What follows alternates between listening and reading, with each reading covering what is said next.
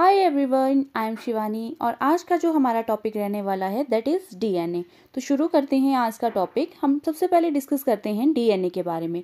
DNA deoxy ribo nucleic acid को कहा जाता है और इसे फर्स्ट डिस्कवर किया था बाय फ्रेडरिक मिशर ने फ्रॉम पर्सेल WBC में। इन्होंने सबसे पहले इसको डिस्कवर किया था इन 1869 में and it is called it as nuclein, उन्होंने इसे कहा था। टर्म डीएनए दिया है जैकेरिस ने and acidic nature of DNA को डिस्कवर किया था अल्टमैन ने। Intermolecular structure of DNA is discovered by Rosalind Franklin and Wilkins ने एक्स-रे क्रिस्टलोग्राफी में। Double helical model of DNA दिया है वॉटसन एंड क्रिक ने 1953 में एंड इन 1962 नोबेल प्राइज मिला है विल्किन, वॉटसन एंड क्रिक को नोबेल प्राइज मिला है।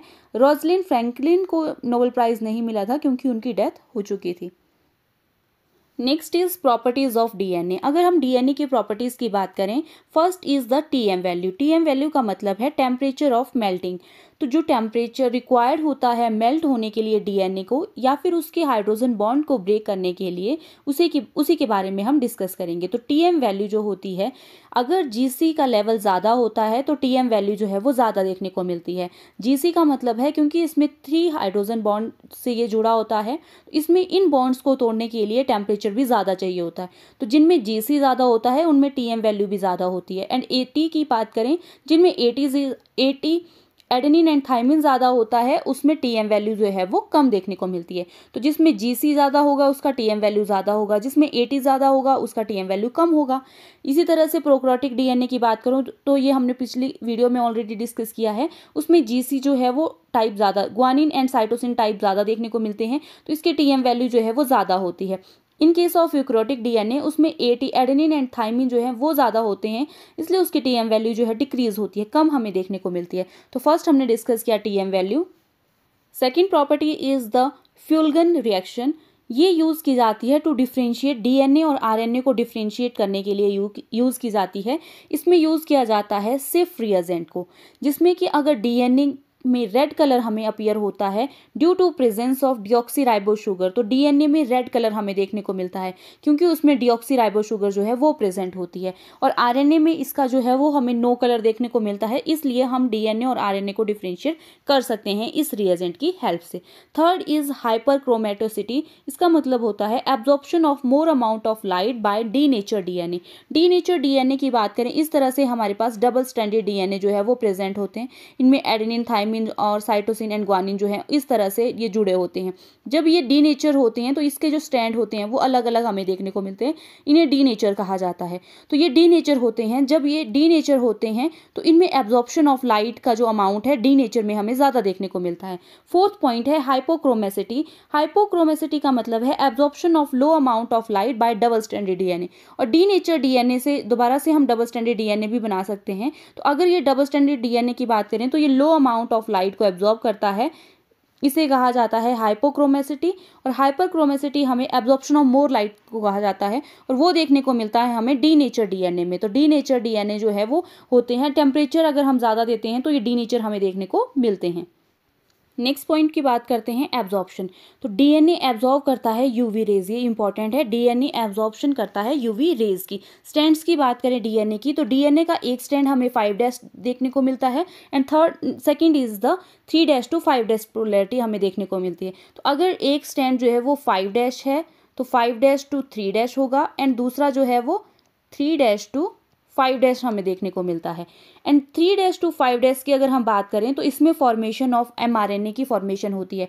तो 3' to 5' ये हमारे पास 3' to 5' है, इसमें एमआरएनए की फॉर्मेशन होती है। तो एमआरएनए की फॉर्मेशन जो होती है वो 5' to 3' होती है। 5' to 3' जो है इसमें एमआरएनए की फॉर्मेशन होती है। तो इसमें हम ट्रिक से इसे लर्न करते हैं। इसमें होता है 10 हम याद रखेंगे। ये 3' to 5' पोलैरिटी की हम बात कर रहे हैं, तो इसमें 10 का मतलब है ये टेम्पलेट स्ट्रैंड होता है।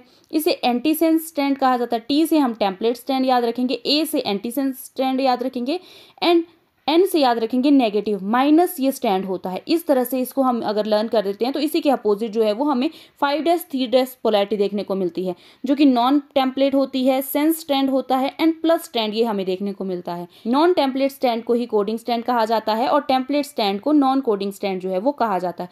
तो इस तरह से ये हमें लर्न करना पड़ता है। तो एक को अगर हम लर्न कर देते हैं तो दूसरा ऑटोमेटिकली जो है उससे अपोजिट जो है हमें लर्न हो जाएगा। यहाँ से क्वेश्चन जो है वो पूछे जाते हैं। नेक्स्ट अब हम प्रॉपर्टीज डिस्कस करते हैं डबल हेलिकल डीएनए की। जो डीएनए का स्ट्रक्चर होता है वो डबल हेलिकल स्ट्रक्चर होता है। तो उसकी प्रॉपर्टीज की अगर हम बात करें, इसमें 2 स्ट्रैंड प्रेजेंट होते हैं। इस डीएनए में 2 स्ट्रैंड प्रेजेंट होते हैं, एंटी पैरेलल ये होते हैं एंड कंप्लीमेंट्री होते हैं एक दूसरे के। मतलब कि अगर ये 5' to 3' है तो दूसरा हमें 3' to 5' देखने को मिलता है। इस तरह से कंप्लीमेंट्री ये स्टैंड होते हैं, एंटी पैरेलल होते हैं। बोथ स्टैंड हेलिकली क्वाइल्ड होते हैं। हेलिकली ये क्वाइल्ड होते हैं, इस तरह से हेलिकली क्वाइल्ड होते हैं, जैसे कि रेलिंग होती है स्टेयर्स की, उसी तरह से हमें देखने को मिलता है। फॉर एग्जाम्पल अगर हम रेलिंग ऑफ स्टेयर की बात करें तो रेलिंग जो है वो इस तरह से ये हमें रेलिंग देखने को मिलती है। सीढ़ी अगर होती है ना तो उसमें रेलिंग इस तरह से होती है, तो ये हमें रेलिंग वाला स्ट्रक्चर देखने को मिलता है। बीच में इस तरह से सीढ़ियाँ, उसमें रेलिंग में जो स्टेयर्स होती हैं वो इस तरह से स्टेयर्स देखने को मिलती हैं।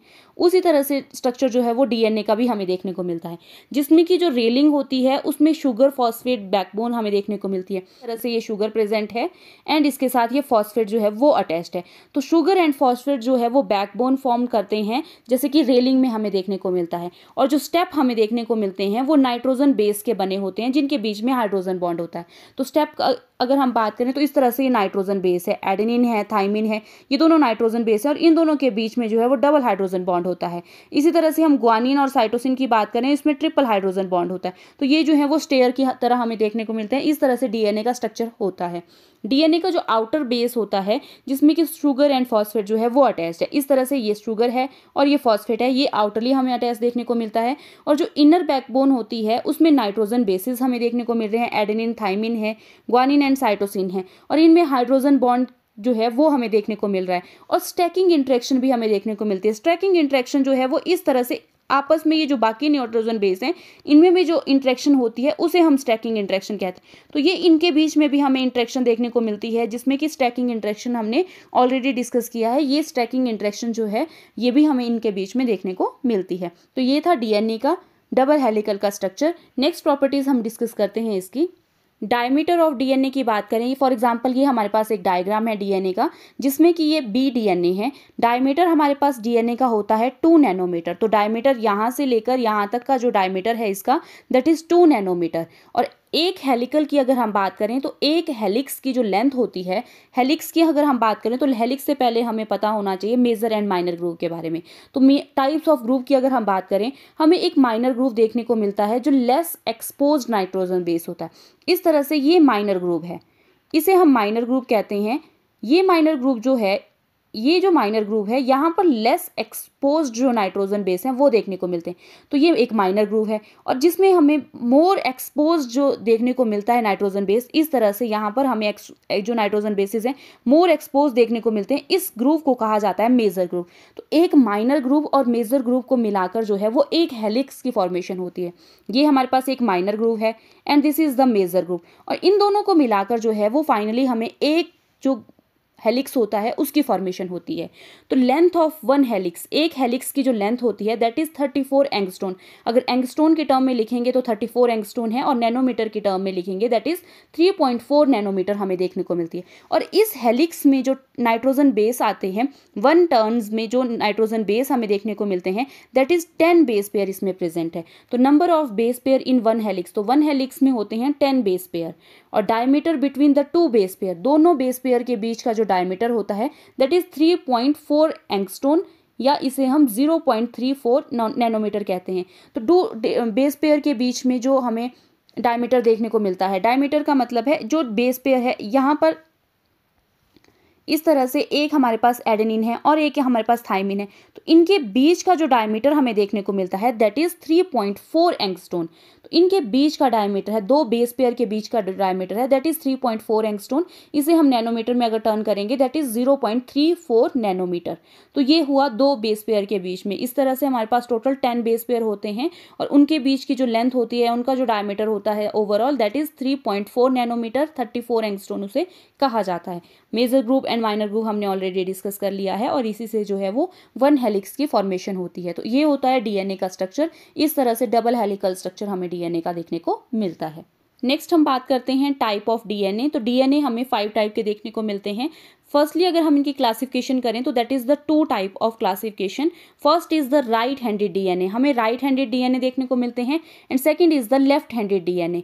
तो राइट हैंडेड जो डीएनए हमें देखने को मिलते हैं उन्हें क्लॉकवाइज ट्विस्टिंग कहा जाता है। इसमें आते हैं बी डीएनए, मोस्ट कॉमनली जो होता है बी डीएनए होता है, जो हमने प्रीवियसली स्लाइड में ऑलरेडी डिस्कस किया। देन इसके बाद है ए डीएनए और ये हमें देखने को मिलता है लैब की कंडीशंस में। देन इसके बाद सी डीएनए मतलब coding DNA. Then D DNA. तो इस तरह से ये जो 4 डीएनए हैं ये राइट हैंडेड डीएनए होते हैं। एक ही हमें लेफ्ट हैंडेड डीएनए देखने को मिलता है, ये एंटी क्लॉकवाइज ट्विस्टिंग इसमें देखने को मिलती है। इसे कहा जाता है जेड डीएनए, जो जिग जैग डीएनए होता है। In vivo condition inside the body ये हमें देखने को मिलता है। शुगर एंड फॉस्फेट बैकबोन इसकी जो होती है वो जिग जैग देखने को मिलती है, एंड इसमें माइनर ग्रूव जो होती है वो अब्सेंट होती है। ये होता है जेड डीएनए, जो कि लेफ्ट हैंडेड हमें देखने को मिलता है। नेक्स्ट अगर हम इनके डिफरेंसेस की बात करें तो डीएनए हमने 2 तरह से देखे, right handed DNA and left handed DNA. Right handed DNA हमने देखा A DNA, B DNA, C DNA and D DNA. तो इस तरह से पहले हम इन चारों को कंपेयर करते हैं, देन लेफ्ट हैंडेड डीएनए के बारे में डिस्कस करते हैं। इनको हम कंपेयर करते हैं। फर्स्ट इसमें हम देखेंगे लेंथ ऑफ हेलिक्स को, देन इसके बाद लेंथ ऑफ हेलिक्स के बाद देखेंगे डायमीटर ऑफ हेलिक्स, देन इसके बाद देखेंगे नंबर ऑफ बेस पेयर पर helix and distance between the 2 base pair के बीच का डिस्टेंस कितना होता है। लेंथ ऑफ हेलिक्स की बात करें, जो हमने अभी डिस्कस किया है वो हमने बी डीएनए को डिस्कस किया। तो सबसे पहले मैं बी डीएनए को कंपेयर करती हूँ।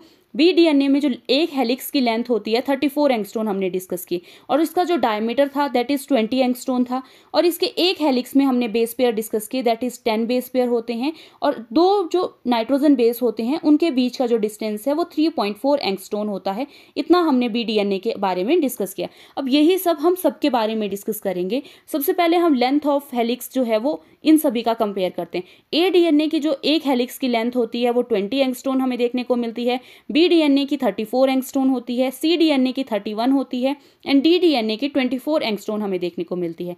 सेकंड हम बात करते हैं डायमीटर ऑफ हेलिक्स की। तो हेलिक्स का जो डायमीटर होता है हमें देखने को मिलता है ए डीएनए में 23, बी डीएनए में 20 एंड सी डीएनए में 19 एंड डी डीएनए में भी 19 देखने को मिलता है।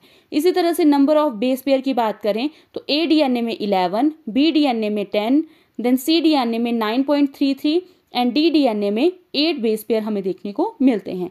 Distance between the 2 base pair, 2 base pair के बीच का जो डिस्टेंस होता है, ए डीएनए में 22.6 एंगस्ट्रॉन, बी डीएनए में 3.4 एंगस्ट्रॉन एंड सी डीएनए में 3.3 एंगस्ट्रॉन। डी डीएनए में देखने को मिलता है 3.03 एंगस्ट्रॉन। तो ये था राइट हैंडेड डीएनए के बारे में। नेक्स्ट हम डिस्कस करते हैं that is left handed DNA. Left handed DNA होता है जेड डीएनए, और जेड डीएनए की जो लेंथ होती है हेलिक्स की 45 एंगस्ट्रॉन हमें देखने को मिलती है। इसका जो डायमीटर होता है 18 एंगस्ट्रॉन होता है, और नंबर ऑफ बेस पेयर पर हेलिक्स में हमें देखने को मिलते हैं 12 बेस पेयर, और distance between the 2 base pair is 3.7 angstrom. इनका जो क्वेश्चंस है, इनके कंपेरेटिवली क्वेश्चन जो है वो पूछे जाते हैं, तो ये डाटा जो है वो हमें लर्न होना चाहिए। So this is all about DNA. Next हम डिस्कस करते हैं रेप्लिकेशन के बारे में। नेक्स्ट हम डिस्कस करते हैं डीएनए रेप्लिकेशन। तो डीएनए में जो रेप्लिकेशन होती है वो हमें प्रोकैरियोट्स में भी देखने को मिलती है एंड यूकैरियोट्स में भी हमें रेप्लिकेशन देखने को मिलती है। इन दोनों को हम कंपैरेटिवली पहले डिस्कस करते हैं कि प्रोकैरियोट्स में जो रेप्लिकेशन होती है डीएनए की वो हमें किस तरह से देखने को मिलती है। प्रोकैरियोट के केस में जो डीएनए होता है वो साइटोसोल में प्रेजेंट होता है और इसमें मोनो रेप्लिकेशन देखने को मिलती है। इस तरह से सर्कुलर डीएनए जो है वो प्रेजेंट होता है। इसमें एक ही रीजन प्रेजेंट होता है जहां रेप्लिकेशन होती है, इसलिए इसे मोनो रेप्लिकेशन कहा जाता है। ORIC रीजन होता है जिसे कहा जाता है ओरिजिन ऑफ रेप्लिकेशन। ORIC जो रीजन होता है इसमें 245 बेस पेयर प्रेजेंट होते हैं। कंजर्वेटिव ये सीक्वेंस होता है जिसमें कि हमें रेप्लिकेशन देखने को मिलती है। इसका जो डीएनए है ये स्मॉल होता है, circular double stranded DNA prokaryotes में देखने को मिलता है एंड ये बाई डायरेक्शनल इसमें हमें देखने को मिलती है। जब हम रेप्लिकेशन डिस्कस करेंगे तो हम बाई डायरेक्शन को भी डिस्कस करेंगे। सेकेंड अगर हम बात करें इसमें जो डीएनए पॉलीमरेज हमें देखने को मिलते हैं, 5 टाइप के डीएनए पॉलीमरेज इसमें प्रेजेंट होते हैं। DNA polymerase 1, DNA polymerase 2, DNA polymerase 3, DNA polymerase 4 and DNA polymerase 5। ये हमें देखने को मिलता है इन केस ऑफ प्रोकैरियोट्स। सेकेंड हम बात करते हैं यूकैरियोट्स की अगर, तो इनमें न्यूक्लियस के अंदर जो है वो डीएनए प्रेजेंट होता है। इस तरह से डीएनए जो है वो न्यूक्लियस के अंदर प्रेजेंट होता है। और इस डीएनए की बात करें तो इसमें जो रेप्लिकेशन होती है वो हमें वेरियस रीजन पे देखने को मिलती है।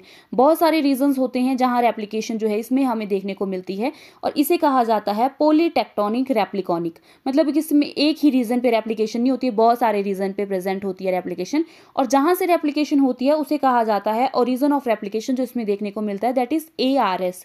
इसे कहा जाता है ऑटोनोमस रेप्लिकेटिंग सीक्वेंस। इस तरह से ARS हमें वेरियस देखने को मिलते हैं इन केस ऑफ यूकैरियोट्स। तो जो डीएनए होता है यूकैरियोट का वो लार्ज होता है, लीनियर डबल स्ट्रैंडेड होता है। इस तरह से लीनियर हमें देखने को मिलता है ये, और ये डबल स्ट्रैंडेड डीएनए होता है। यूनिडायरेक्शनल हमें इसकी रेप्लिकेशन जो है वो देखने को मिलती है। और डीएनए पॉलीमरेज जो इसमें होते हैं that is 14 different type of DNA polymerase जो है यूकैरियोट्स के केस में हमें देखने को मिलते हैं। फर्स्टली हम डिस्कस करते हैं प्रोकैरियोटिक डीएनए रेप्लिकेशन। तो प्रोकैरियोट्स में जो डीएनए रेप्लिकेशन होती है सबसे पहले हम उसे डिस्कस करते हैं। तो ये साइटोसोल में ये प्रोसेस होती है, बाई डायरेक्शनल ये प्रोसेस होती है जो हम आगे कंटिन्यू करके डिस्कस करेंगे किस तरह से बाई डायरेक्शनल होती है। सर्कुलर डीएनए प्रेजेंट होता है, तो डबल स्ट्रैंडेड डीएनए सर्कुलर होता है एंड डबल स्ट्रैंडेड डीएनए जो है वो प्रेजेंट होता है प्रोकैरियोट्स के डीएनए में। ये डीएनए जो है वो साइटोसोल में प्रेजेंट होता है। ये मोनो रेप्लिकॉनिक होता है, एक ही रीजन होता है इसमें रेप्लिकेशन करने का और उस रीजन को कहा जाता है ORIC रीजन। ORIC रीजन का मतलब है ओरिजिन ऑफ रेप्लिकेशन, जिसमें कि 245 बेस पेयर प्रेजेंट होते हैं। सेमी कंजर्वेटिव ये होता है जो हम आगे डिस्कस करेंगे कि सेमी कंजर्वेटिव का मतलब क्या होता है एंड सेमी डिसकंटिन्यूअस ये प्रोसेस हमें देखने को मिलती है। और ये प्रोसेस हमें सेमी डायरेक्शनल देखने को मिलती है। सेमी डायरेक्शनल का मतलब होता है कंटिन्यू एट वन स्टैंड, एक स्टैंड में ये कंटिन्यू देखने को मिलती है। तो जो 3' to 5' स्टैंड होता है उसमें हमें ये कंटिन्यू देखने को मिलती है और इस स्टैंड को कहा जाता है that is the leading stand. तो न्यूली फॉर्म जो स्टैंड इससे बनता है that is the leading stand जो कंटिन्यू हमें देखने को मिलता है। एंड दूसरा स्टैंड जो हमें डिसकंटिन्यूस देखने को मिलता है, दूसरी तरफ 5' to 3' एंड जो होता है उसमें हमें डिसकंटिन्यूस स्टैंड देखने को मिलता है और इससे जो न्यू स्टैंड बनता है उसे कहा जाता है लैगिंग स्टैंड। तो लैगिंग स्टैंड जो है डिसकंटिन्यूस स्टैंड होता है एंड इसे ओकाजाकी फ्रेगमेंट्स कहा जाता है। कंटिन्यू का मतलब कि पूरी तरह से कंटिन्यू वो बनता है, डिसकंटिन्यू का मतलब कि थोड़ा सा बनेगा, इस तरह से डिसकंटिन्यूस हमें देखने को मिलता है। तो लीडिंग स्टैंड जो होता है वो कंटिन्यूस स्टैंड होता है और डिसकंटिन्यूस जो स्टैंड होता है that is the lagging stand या ओकाजाकी फ्रेगमेंट्स इसे कहा जाता है। इस तरह से दो डायरेक्शन में स्टैंड की फॉर्मेशन होती है। 3' to 5' डायरेक्शन में लीडिंग स्टैंड होता है एंड 5' to 3' डायरेक्शन में लैगिंग स्टैंड की फॉर्मेशन होती है। तो इस तरह से इसे बाई डायरेक्शनल कहा जाता है। एंड सेमी कंजर्वेटिव का मतलब होता है जिसमें कि जो डॉटर डीएनए बनता है उसमें हाफ स्ट्रैंड जो है वो पेरेंटल ओरिजिन का हमें देखने को मिलता है। इस तरह से ये पेरेंटल डीएनए है और जब इसकी रेप्लिकेशन होती है उसमें हाफ स्ट्रैंड जो है वो हमें पेरेंटल देखने को मिलता है और जो दूसरा स्टैंड होता है वो डॉटर अगर स्टैंड, ये इस तरह से न्यू जो स्टैंड बनता है उसमें एक स्टैंड जो है वो पेरेंटल ओरिजिन का ही हमें देखने को मिलता है, इसलिए इसे सेमी कंजर्वेटिव कहा जाता है। फर्स्ट हम बात करते हैं semi conservative mode of replication किसने दिया था। तो semi conservative mode of replication दिया था क्रिक ने। एंड सेकेंड हम बात करते हैं एक्सपेरिमेंटली प्रूव किसने किया था प्रोकैरियोट में। तो एक्सपेरिमेंटली सेमी कंजर्वेटिव को प्रूव किया था मेसेल्सन एंड स्टाल ने 1958 में इन ई कोलाई बैक्टीरिया में इन्होंने डिस्कवर किया था और इसमें इन्होंने यूज किए थे हैवी आइसोटोप ऑफ N15। तो नाइट्रोजन 50 का हैवी आइसोटोप इन्होंने यूज किया था। N15 हम याद रखेंगे दैट इज NH4Cl जिसमें कि नाइट्रोजन जो है वो N15 नाइट्रोजन इन्होंने ली थी। और जिस टेक्निक में इन्होंने यूज़ किया था that is caesium chloride density gradient में इन्होंने सेंट्रीफ्यूगेशन जो है वो की थी। ये एक्सपेरिमेंट जो है वो हम आगे डिस्कस करेंगे, फिर ये क्लियरली हमें समझ में आएगा कि किस तरह से ये होता है। Third, experimentally prove in case of eukaryotes. तो यूक्रियोट्स में एक्सपेरिमेंटली प्रूव किया था इन क्रोमोसोम में by Taylor and its colleagues, उनके कलीग्स ने इन विसिया फेवा में, जिसे फेवा बीन्स कहा जाता है, उसमें इन्होंने ये किया था। इन्होंने यूज़ किया था रेडियो एक्टिव थायमिडीन, जिसे हम H13 इस तरह से डिनोट करते हैं। और जो टेक्निक इन्होंने यूज़ की थी that is radio tracer technique का इन्होंने यूज़ किया था। तो ये इन्होंने इस तरह से एक्सपेरिमेंटली प्रूव किया था in case of eukaryotes. And in case of prokaryote Meselson and Stahl ने किया था। इसे हम आगे डिस्कस करते हैं। नेक्स्ट हम डिस्कस करते हैं एक्सपेरिमेंट, और ये एक्सपेरिमेंट है मिसेल्सन एंड स्टाल का। इन्होंने प्रूव किया था semi conservative nature of DNA को। इन्होंने बैक्टीरिया लिया था ई कोलाई। तो ई कोलाई बैक्टीरिया जो इन्होंने लिया था, इसे इन्होंने ग्रो करवाया अमोनियम क्लोराइड सॉल्यूशन में। और इस अमोनियम क्लोराइड में जो नाइट्रोजन है दैट नाइट्रोजन इज 15 N15, मतलब कि नाइट्रोजन का जो आइसोटोप लिया इन्होंने, हैवी आइसोटोप ऑफ नाइट्रोजन इसमें इन्होंने लिया, जो कि नॉन रेडियो एक्टिव आइसोटोप होता है। इस आइसोटोप में इन्होंने ग्रो करवाया ई कोलाई बैक्टीरिया को। देन इसके बाद इन्होंने सीजियम क्लोराइड डेंसिटी ग्रेडियंट लिया सॉल्यूशन, जिसमें इनको सेंट्रीफ्यूज करते हैं। तो जब ये ई कोलाई ग्रो कर जाता है, ई कोलाई जो है वो डिवाइड करता है 20 मिनट में। तो आफ्टर 20 मिनट जब इसको ये सेंट्रीफ्यूज करते हैं, स्पिन करते हैं, तो इसमें इनको देखने को मिलता है, तो हैवी मेटल जो होती है वो इस तरह से सेंट्रीफ्यूज में नीचे इनको देखने को मिलती है। और इसमें जब ये डीएनए को चेक करते हैं तो ये जो डीएनए इनको देखने को मिलता है उसमें हैवी नाइट्रोजन जो है वो देखने को मिलती है। All molecule in the cell that contain nitrogen N15 ही नाइट्रोजन उन मॉलिक्यूल्स में देखने को मिलती है, इंक्लूडिंग जो डीएनए होता है, डीएनए में भी हैवी नाइट्रोजन ही देखने को मिलती है। इस तरह से जीरो जनरेशन में जब ये N15 में ई कोलाई को ग्रो करवाते हैं तो इन्हें जो है वो सभी जो है डीएनए जो है वो N15 वाला ही देखने को मिलता है। देन इसके बाद ये फर्स्ट जनरेशन में ई कोलाई को ग्रो करवाते हैं। इसके बाद जब ई कोलाई को ये ग्रो करवाते हैं तो लाइट मीडियम ये लेते हैं नाइट्रोजन का। Light medium of nitrogen that is N14 जो है नॉर्मल आइसोटोप जो नाइट्रोजन का होता है, उसमें ये ग्रो करवाते हैं नेक्स्ट जनरेशन। और उसको भी ये आफ्टर 20 मिनट जब ई कोलाई ग्रो कर जाता है, डिवाइड करता है, उसके बाद इसे सेंट्रीफ्यूज किया जाता है सीजियम क्लोराइड डेंसिटी ग्रेडियंट में। सेंट्रीफ्यूज करते हैं, स्पिन करते हैं इसको, और इसमें इनको देखने को मिलती है इस तरह से। अगर ये हैवी मेटल होती तो ये नीचे देखने को मिलनी थी, अगर ये लाइट बनती तो ये सबसे टॉप पे देखने को मिलती है। तो इनको ये बीच में देखने को मिलती है, जो कि हाइब्रिड होता है, जिसमें कि एक स्टैंड इनको N15 का देखने को मिलता है और एक स्टैंड जो है वो N14 का देखने को मिलता है। फर्स्ट जनरेशन में जो है वो सभी के सभी जो है वो हाइब्रिड देखने को मिलते हैं। तो 100% इसमें हाइब्रिड की फॉर्मेशन होती है। देन इसके बाद इस ई कोलाई को ये फर्दर जो है वो लाइट नाइट्रोजन N14 मीडियम में ही ग्रो करवाते हैं। और आफ्टर 20 मिनट जब ये डिवाइड करता है उसके बाद इसे सेंट्रीफ्यूज किया जाता है सीजियम क्लोराइड डेंसिटी ग्रेडियंट में। सेंट्रीफ्यूज करते हैं, स्पिन करते हैं, जिसके इनको देखने को मिलता है इस तरह से हाइब्रिड भी इनको देखने को मिलता है और लाइट भी देखने को मिलता है। जो लाइट N14 होता है वो भी देखने को मिलता है। तो इस तरह से दो इनको लाइट नाइट्रोजन वाले देखने को मिलते हैं डीएनए, और दो जो हैं वो हैवी नाइट्रोजन के देखने को मिलते हैं। तो पहले तो फर्स्ट जनरेशन में 100% हाइब्रिड था, एंड जो सेकंड जनरेशन इन्होंने देखा जिसमें कि 50% जो है वो लाइट देखने को मिला एंड 50% जो है वो हैवी देखने को मिलता है। इसी तरह से थर्ड जनरेशन ये आगे ग्रो करवाते हैं N14 में ही, तो उसमें इनको 25% जो है वो हाइब्रिड देखने को मिलता है एंड 75% जो है वो लाइट देखने को मिलता है। तो इस तरह से सेमी कंजर्वेटिव ही देखने को मिलता है। मतलब कि सबसे फर्स्ट केस में अगर 100% हाइब्रिड था, देन इसके बाद इनको 50% हाइब्रिड देखने को मिलता है, और 50% हाइब्रिड का नेक्स्ट जनरेशन में इन्हें 25 देखने को मिलता है। तो 50 का मतलब हाफ अगर हम करते हैं, हाफ जनरेशन जो है वो हमें पेरेंटल ही देखने को मिलती है। सेमी कंजर्वेटिव का मतलब है जिसमें कि पेरेंटल स्टैंड जो है वो हमें देखने को मिलता है। तो इस तरह से एक्सपेरिमेंट में इन्होंने प्रूव किया था डीएनए जो है वो सेमी कंजर्वेटिव होता है, जिसमें कि पेरेंटल स्टैंड जो है वो हमें कंजर्व देखने को मिलते हैं।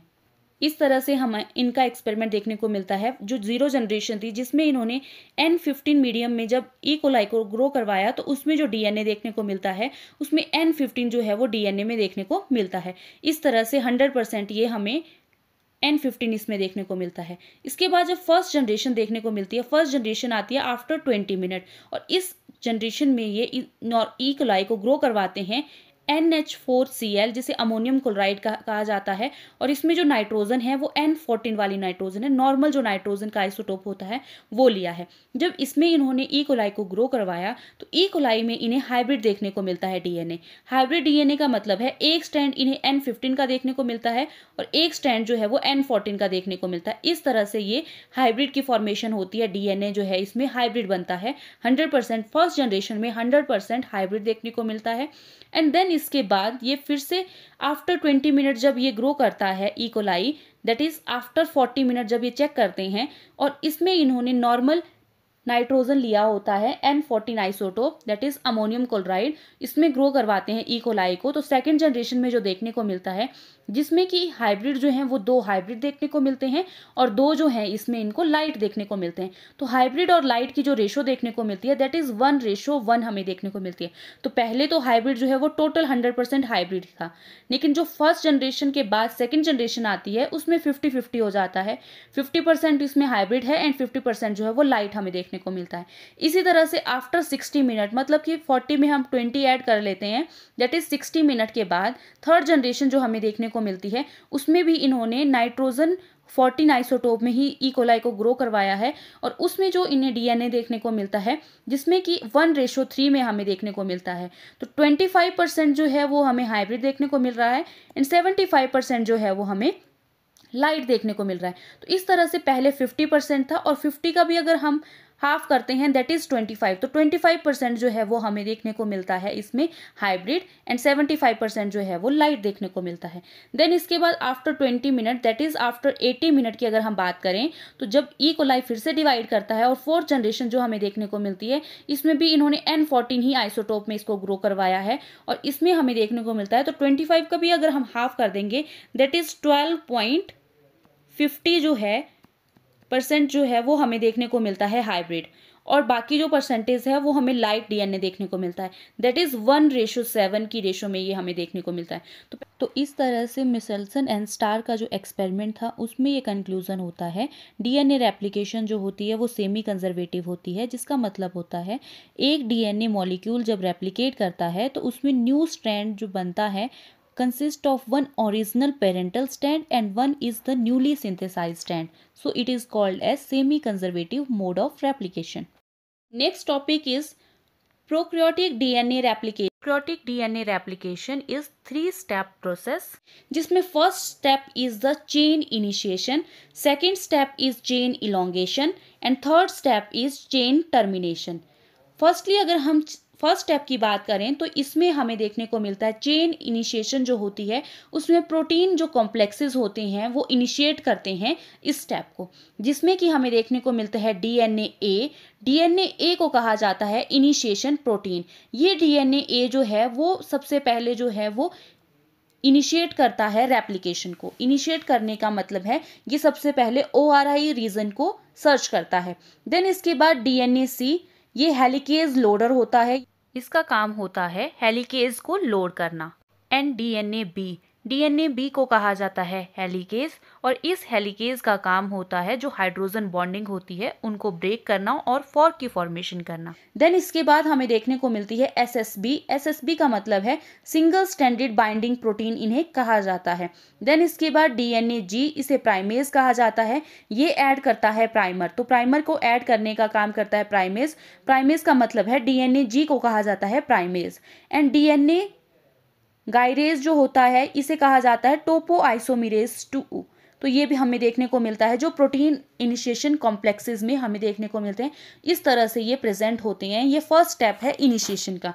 देन इनिशिएशन के बाद सेकंड स्टेप हमें देखने को मिलता है chain elongation and chain elongation करते हैं डीएनए पॉलीमरेज। तो डीएनए पॉलीमरेज हमें 5 टाइप के देखने को मिलते हैं। डीएनए पॉलीमरेज 1 जो है वो प्राइमर रिमूविंग करता है एंड गैप फिलिंग को करता है। जो प्राइमर ऐड हुआ होता है फर्स्ट स्टेप में उसको ये रिमूव करने का काम करता है डीएनए पॉलीमरेज 1 एंड जो गैप होता है उसको फिल भी करता है डीएनए पॉलीमरेज 1। डीएनए पॉलीमरेज 2 की बात करें, इसमें BER होता है जिसे कहा जाता है बेस एक्सिजन रिपेयर। अगर बेसिस में कोई रिपेयर हो गई है, कुछ मिसमैच हो गया तो उसे रिपेयर करता है। Third is the DNA polymerase 3, ये मेन डीएनए पॉलीमरेज है, तो मेन जो पॉलीमराइजेशन करता है वो डीएनए पॉलीमरेज 3 करता है। DNA polymerase 4 and DNA polymerase 5 जो है वो डीएनए में अगर रिपेयर की ज़रूरत है तो उसमें ये रोल प्ले करते हैं। इस तरह से हमें ये देखने को मिलते हैं, और ये जो डीएनए पॉलीमरेज होते हैं ये gamma family of DNA polymerase इन्हें कहा जाता है। देन इसके बाद हमें थर्ड स्टेप देखने को मिलता है जिसे कहा जाता है चेन टर्मिनेशन।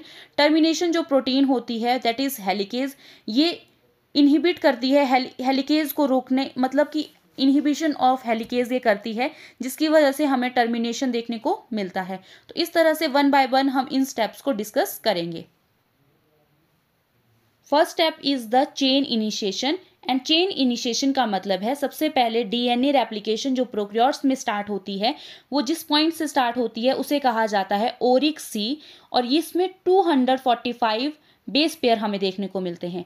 प्रोकैरियोटिक डीएनए की बात करें तो प्रोकैरियोटिक डीएनए हमें सर्कुलर डीएनए देखने को मिलता है, और ये सर्कुलर डीएनए में सबसे पहले जो है इस ओरिक जो ORIC रीजन होता है इसे ढूंढने का काम करता है, that is DNA A. DNA A protein को कहा जाता है इनिशिएशन प्रोटीन। तो सबसे पहला जो स्टेप होता है डीएनए ए प्रोटीन का होता है इस ORIC रीजन को रिकॉग्नाइज करना। जैसे ही डीएनए ए इस ORIC रीजन को रिकॉग्नाइज कर देती है तो डीएनए ए इसके साथ बाइंड कर जाती है।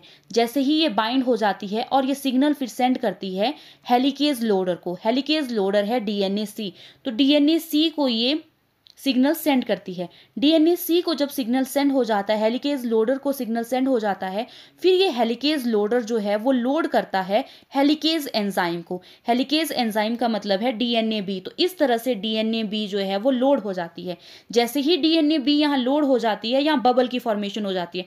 पहले ये इस तरह से हमें देखने को मिलता है, और जैसे ही यहाँ पर डीएनए बी लोड हो जाती है तो इसमें हमें इस तरह से बबल देखने को मिलता है, और इसे बबल को कहा जाता है रेप्लिकेशन फॉर्क। एक फॉर्क की तरह हमें ये देखने को मिलता है, जैसे फॉर्क होता है उसी की तरह ये यहाँ पर बबल से फॉर्क की फॉर्मेशन हो जाती है।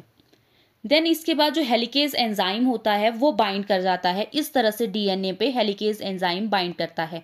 अब ये हेलिकेज एंजाइम करता क्या है, ये ब्रेक कर देता है हाइड्रोजन बॉन्ड। तो हाइड्रोजन बॉन्ड जब हम इनके बीच में हमें हाइड्रोजन बॉन्ड जो देखने को मिल रहा था, ये हाइड्रोजन बॉन्ड जो है वो हेलिकेज ब्रेक कर देता है, इन्हें ये पूरी तरह से तोड़ देता है। एंड इसे करने के लिए ये यूज़ करता है एटीपी का, एनर्जी का यूज़ करता है, और इसे रिक्वायर्ड होता है मैग्नीशियम पॉजिटिव कोफैक्टर जो है इसे रिक्वायर्ड होता है। इसकी वजह से अनबाइंडिंग ऑफ डीएनए हो जाती है। अनबाइंड का मतलब कि ये टूट जाता है, इनमें ज्वाइंट जो होते हैं वो टूट जाते हैं, डीनेचुरेशन हो जाती है। पहले डीएनए हमें इस तरह से डबल हेलिकल देखने को मिलता है, और देन इसके बाद जब इसके स्ट्रैंड टूट जाते हैं तो इस तरह से ये डीनेचर हो जाता है। तो इस तरह से एक स्टैंड इसका अलग हो जाता है और दूसरा स्टैंड जो है इसका अलग हो जाता है। पहले ये बाइंडिंग थे, इस तरह से बाइंड थे, देन इसके बाद ये स्टैंड जो है वो हमें देखने को मिलते हैं, अनबाइंडिंग इनकी हो जाती है हेलिकेज एंजाइम की वजह से। तो हेलिकेज जो है वो यूज़ करता है टेम्पलेट ऑफ लैगिंग को, ये यूज़ करता है। देन इसके बाद हमें देखने को मिलती है binding of SSB protein. SSB protein इस तरह से फिर इन पे हमें बाइंड होते हुए देखने को मिलती है। इसे कहा जाता है single stand binding protein.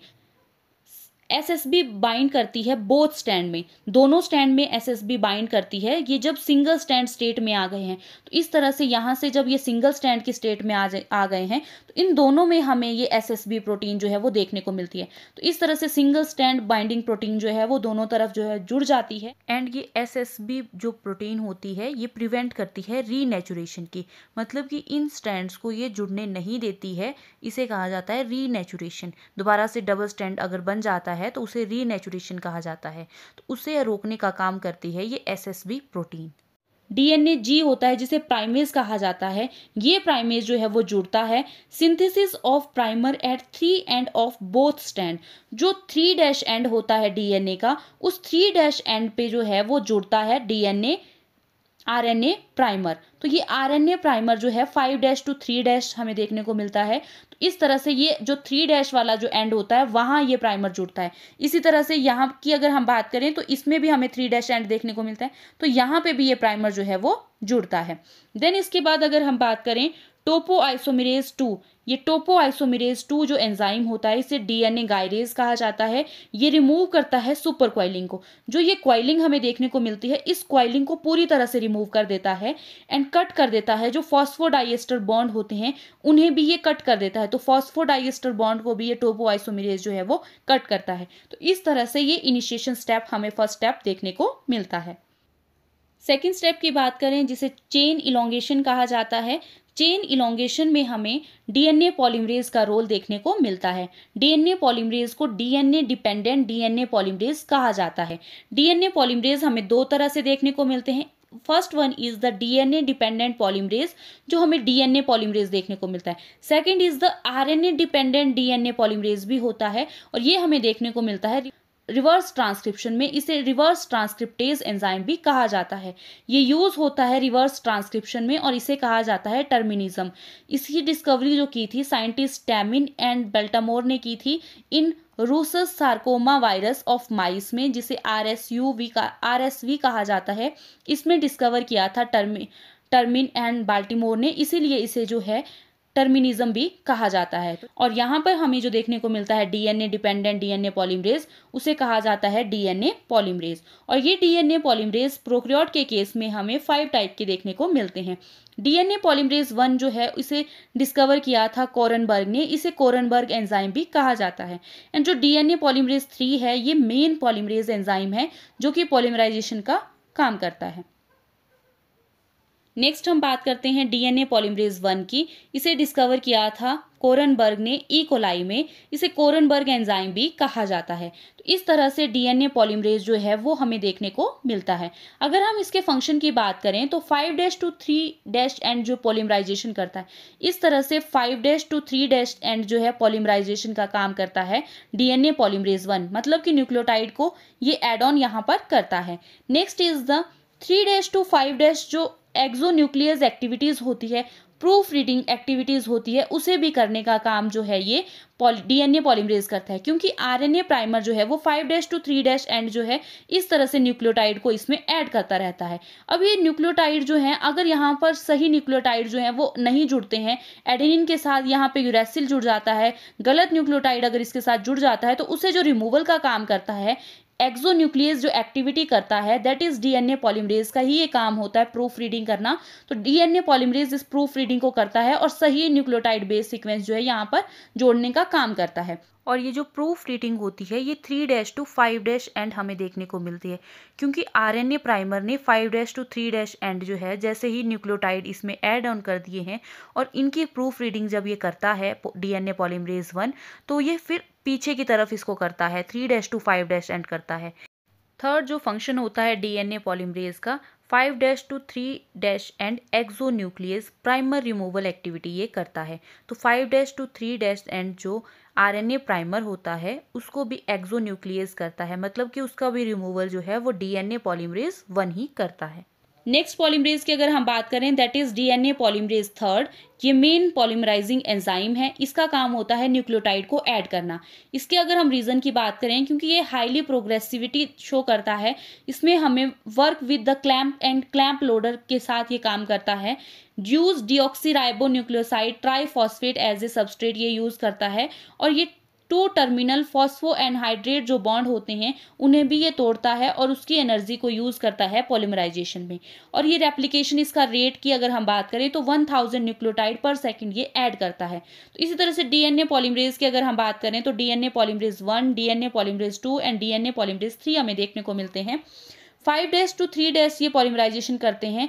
DNA polymerase 100 nucleotide को ऐड ऑन करने का काम करता है। DNA पॉलीमरेज 2 जो है वो 50 न्यूक्लियोटाइड को ऐड करता है एंड DNA पॉलीमरेज जो है वो मेन न्यूक्लियोटाइड है, ये अप्रॉक्सीमेटली 1000 न्यूक्लियोटाइड को ऐड करता है। देन इसके बाद इनकी जो वर्क होता है 3' to 5' ये एक्सोन्यूक्लियर एक्टिविटी करता है, प्रूफ रीडिंग करता है।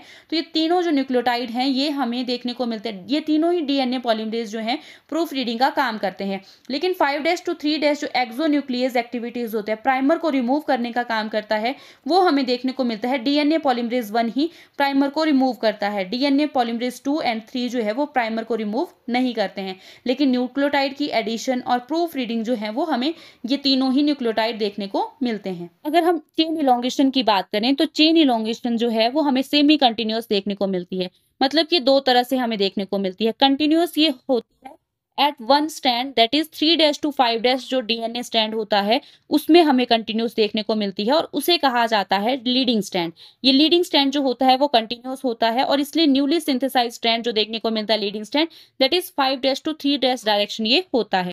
Next is the discontinuous strand और ये हमें देखने को मिलता है 5' to 3' जो स्ट्रैंड होता है डीएनए का उसमें हमें देखने को मिलता है और उसे कहा जाता है टेम्पलेट स्ट्रैंड या लैगिंग स्ट्रैंड इसे कहा जाता है। ये डिसकंटिन्यूअस होता है। तो न्यूली सिंथेसाइज जो स्ट्रैंड होता है उसे लैगिंग स्ट्रैंड हम कहते हैं या ओकाजाकी फ्रेगमेंट्स कहते हैं, बिकॉज ये सिंथेसाइज होता है फ्रेगमेंट्स में या इंस्टॉलमेंट में हमें ये देखने को मिलता है। इस तरह से थोड़ा थोड़ा ये बनता है जिसे हम देखते हैं या हम कहते हैं उसे लैगिंग स्ट्रैंड या ओकाजाकी फ्रेगमेंट और ये 5' to 3' डायरेक्शन हमें देखने को मिलता है।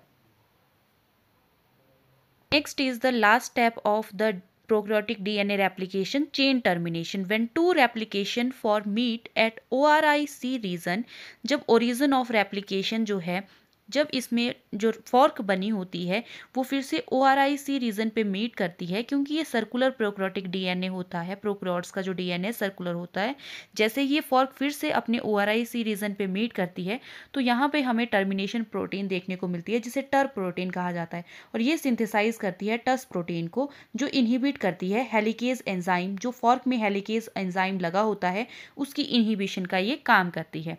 तो फर्स्ट जो हमें कॉम्प्लिकेशन यहाँ देखने को मिलती है that is the topoisomerase enzyme. ये टोपोआइसोमेरेज एंजाइम सेपरेट करता हो जाता है डॉटर डीएनए से, पेरेंट डीएनए को ये अलग कर देता है। And second complication is the primer removal. Primer removal का काम करता है डीएनए पॉलीमरेज 1 और from the both strand and the gap filling, और जो गैप वहाँ हमें देखने को मिलता है उस गैप को फिल करने का काम भी पॉलीमरेज डीएनए पॉलीमरेज 1 ही करता है। And third is the nick joining by DNA ligase. जो लैगिंग स्ट्रैंड में हमें गैप देखने को मिलता है उस निक ज्वाइनिंग को ज्वाइन करता है डीएनए लाइगेज। तो इस तरह से ये टर्मिनेशन हमें देखने को मिलती है। This is the last step of the prokaryotic DNA replication. So this is all about today's topic. अगर आपको मेरा वीडियो अच्छा लगा हो please like share and subscribe. Thank you for watching.